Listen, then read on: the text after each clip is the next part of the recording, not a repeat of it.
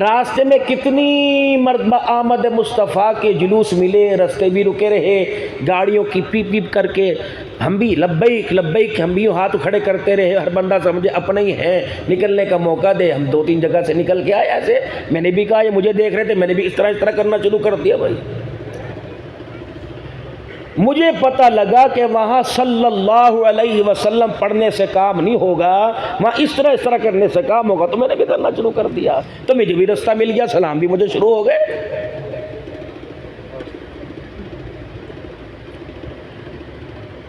میرے کردار پر اعتماد تھا، میری زبان پر اعتماد نہیں تھا، میرے حال پر، میری پگڑی پر، میری داڑھی پر،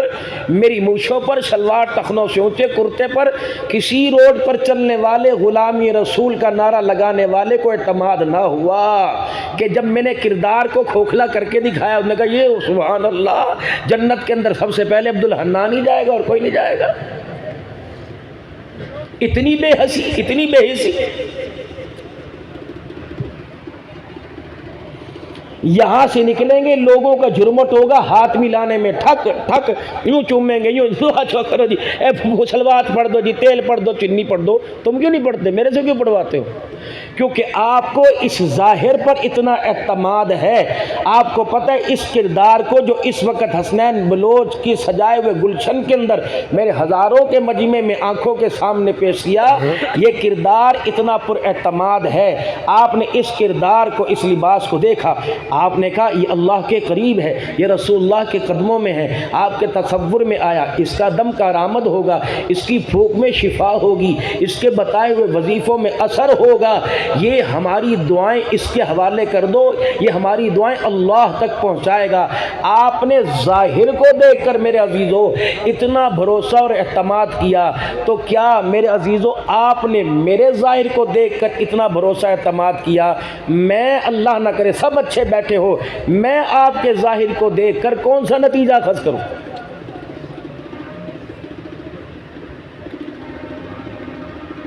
مجھے تو نبی کے میلاد والے جلوس میں آج وہ بھی نظر آیا کہ جس نے کہا تھا چھتی کر بس منٹ مارو، نے کہا صاحب بلاؤ گا، نہیں نہیں نہیں جلوس جا رہے، جلدی کر جلدی کر۔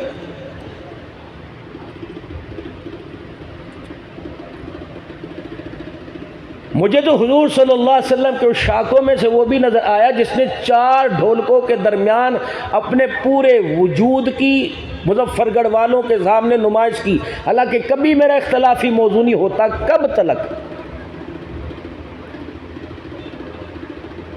قیامت کے دن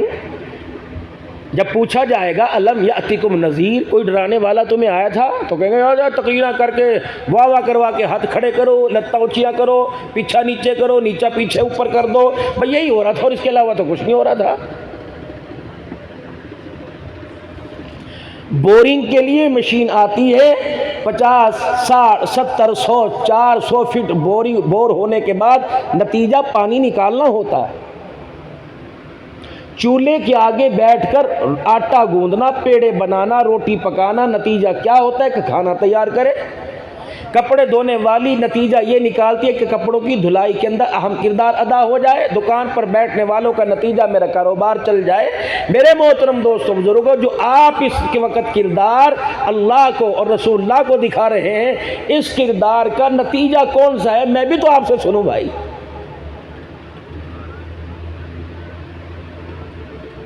جو اس وقت کردار مارکیٹ کے اندر پیش کر رہے ہیں، نتیجہ ہم یہ خاص کرنا چاہتے ہیں کہ قیامت مرتے وقت کلمہ بھی نصیب ہو، قبر بھی مدینے میں جنت البقیع میں بنے، حضور کا پڑوس بھی ملے، جب تک زندگی رہے مدینے میں آنا میرا جانا رہے، حضور مجھے سلام کرے، میں حضور کو سلام کروں، آقا اپنے ہاتھوں سے حوض کوثر پلائیں، ہاتھ پکڑ کے جنت میں لے جائیں۔ اگر اس کردار پر خدا مصطفیٰ کی رضا ہے تو اس کردار کو کیا کہو گے؟ کبھی تپتی ریت پر، کبھی انگاروں پر، کبھی سولی پر، کبھی تخت پر، کبھی تختہ دار پر، نو کمپرومائز، کوئی سمجھوتا نہیں، بات چلے گی مصطفیٰ کی چلے گی، بول چلے گا تو لا الہ الا اللہ کا چلے گا میرا۔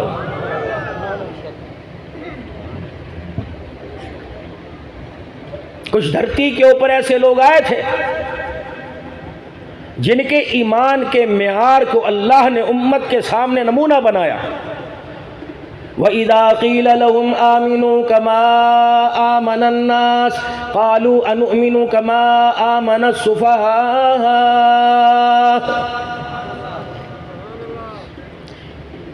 میرا نبی اب کتاب پڑھ کے نہیں دکھانا، اب اپنے یاروں کا کردار دکھانا ہے۔ آپ اپنے یاروں کا کردار دکھائیے، میں عرش عظیم کا مالک اعلان کروں گا ایسا ایمان لاؤ جیسے نبی کے غلام ایمان لے کے آئے۔ دنیا کی پرواہ نہ کرنا، معاشرے کی پرواہ نہ کرنا، بیوی کیا کہے گی، اماں کیا کہے گی، ساس کیا کہے گی، علاقے والے کیا کہیں گے، خبردار خبردار میری خبردار، دنیا کی پرواہ نہ کرنا۔ اگر اس کردار پر اٹیک کرے گا، نبی کی کردار کشی کرے گا، تو تجھے یہ سوچنا پڑے گا آسمان والا رب کیا کہے گا۔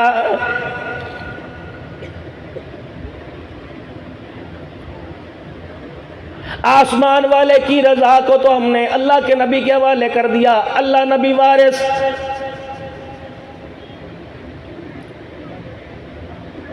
ریڑی کے اوپر میرے عزیزو سبزی ترکاری رکھی ہوئی ہے، ریڑی کے اوپر فروٹ رکھا ہوا بیچنے کے لیے، اس کے اوپر بھی لکھا ہوا اللہ نبی وارث۔ آسمانوں سے آواز آئی اللہ نبی وارث لکھنے والے، شرم تو کر او بے حیات ہو، ہر قدم پر میری مخلوق کو دھوکہ دیتا آ رہا، اچھا مال دکھا کر دھوکے کا، نمبر 2 مال بیچتا آ رہا ہے۔ اللہ اکبر، کربلا کے اندر تو 1 نمبر مال آیا تھا، احد کے اندر تو 1 نمبر مال آیا تھا، بدر کے اندر تو 1 نمبر مال آیا تھا۔ جب بدر کے اندر مال آیا تو میرے عزیز اس جماعت کے پیغمبر نے، اس جماعت کو سنبھالنے والے نے اعلان کیا تھا الہ العالمین پوری جماعت تیرے دربار میں لے کے آ گیا، یہ تیری توحید کے دائی، تیری توحید کا پھلیرا بلند کرنے والے مالک کائنات، اگر دھرتی سے ان کا وجود ختم ہو گیا تو تیری دھرتی پر تیرا نام لینے والا قیامت تک کوئی نہیں آئے گا۔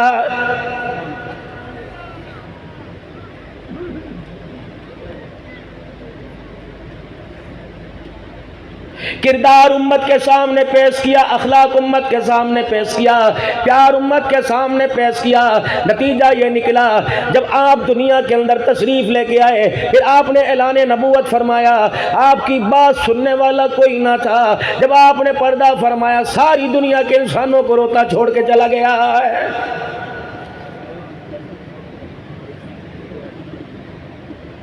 آج میرے عزیزو مظفر گڑھ والو، اس بات کا آپ کے میرے پاس کیا جواب ہوگا؟ جب مدنی کریم صلی اللہ تعالیٰ علیہ وسلم کا آخری وقت آیا، آپ نے اپنی ازواج مطہرات کو بلایا، آپ نے اپنی گھر والیوں کو بلایا، ہر ایک سے میرے عزیزو الوداعی کلمات کہے، ہر ایک سے دعائیں لی، دعائیں دی، ہر ایک کو نصیحت کر کے میرے عزیزو پھر ان کو رخصت کیا۔ پھر آپ نے حضرت علی رضی اللہ تعالیٰ عنہ اپنے داماد کو بلایا اور ان کے سر پر ہاتھ پھیرتے جاتے، روتے جاتے، ان کو دعائیں دینے کے بعد حضرات حسنین کریمین کو بلایا، میرے عزیزو ان کے سروں اور سینوں پر ہاتھ پھیرا، دعائیں دیتے جاتے۔ پھر آخر کے اندر رحمت والے نبی نے اپنی جوان بیٹی سیدہ فاطمہ الزہرا کو بلایا، اما فاطمہ الزہرا کے کان میں کچھ کا رونے لگ گئی، دوسرے کان میں کا ہنسنے لگ گئی، یہ تو بعد میں بتایا، پہلے کان میں کہا کہ بیٹی تیرے سے جدا ہو رہا ہوں، دوسری طرف کان میں کہا میرے خاندان میں سب سے پہلے تو میرے سے آ کے ملاقات کرے گی۔ پھر میرے عزیزو زمین والوں سے ملاقات بند ہو گئی، آسمان والوں سے ملاقات شروع ہو گئی،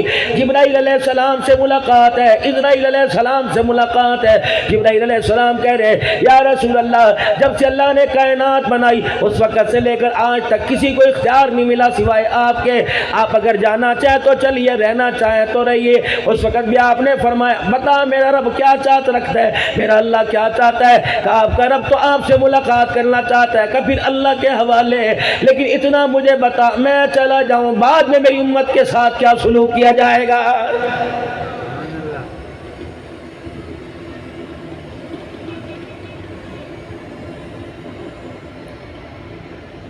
ہلکی سی جسمانی تکلیف پر آنے پر تڑپ جانا۔ مظفر گڑھ والوں تم نے انہیں نہ دیکھا، انہوں نے تمہیں نہ دیکھا، ہماری نسلوں کے لیے میرا عزیزو خیر خائی کے کلمات کہہ کے چلے گئے، قیامت تک آنے والے کلمہ پڑھنے والوں کا درد لے کے چلے گئے۔ جب اسرائیل علیہ السلام میرا عزیزو آپ کے وجود کے قریب ہوئے، آپ نے فرمایا مجھے تکلیف ہو رہی ہے، اچانک امت کا خیال آ گیا، آپ نے فرمایا بتا میری امت کے ساتھ کیا برتاؤ کرے گا جب ان کے جسم سے وہ نکال لی جائے گی، کیا انہیں بھی تکلیف ہوگی؟ کہا جی ہاں تکلیف ہوگی۔ کہ جبرائیل اسرائیل سے کہہ دے قیامت تک آنے والے کلمہ پڑھنے والوں کی روح قبض کرتے وقت جتنی تکلیفیں ہو ساری کی ساری اکٹھی کر کے میرے سینے پر دے دے، میری امت کو ایک بھی تکلیف نہ دینا۔ ماں تو امت کے لیے یہ جذبہ یہ پیغام لے کے بیٹھے ہیں، لیکن امت کا کیا پیغام ہے؟ قدم قدم پر ہم نے تکلیف دینی، پاکستان میں رہ کر بھی ہم نے تکلیف دینی، مدینہ طیبہ بھی جا کر ہم نے تکلیف دینی، روزہ مبارک پر جا کے ہم نے تکلیف دینی، کاروبار کرتے ہوئے ہم نے ٹارگٹ آمنہ کے لال کو بنایا، کردار کسی تیری نہیں ہو رہی، آپ صلی اللہ علیہ وسلم کی کردار کسی ہو رہی ہے۔ ساری دنیا کا انسان جب تیری میری دھوکہ کرپشن کو دیکھتے ہیں، حکومتی لیول پر اور نجی لیول پر ہو، جب کرپشن کو دھوکے کو دیکھتے ہیں، رب اکبر کی قسم ہے دیکھ کر کہتے ہیں بتا ان کا رہنما کیسا؟ رب اکبر کی قسم ہے جو اپنی چاہنے والوں کا، اپنے دم بھرنے والوں کا، اپنا نام لینے والوں کا، جو نام لیتے ہیں ان کی خیر خواہی کے اندر ان کا کردار بنا کر نہیں گیا ہے۔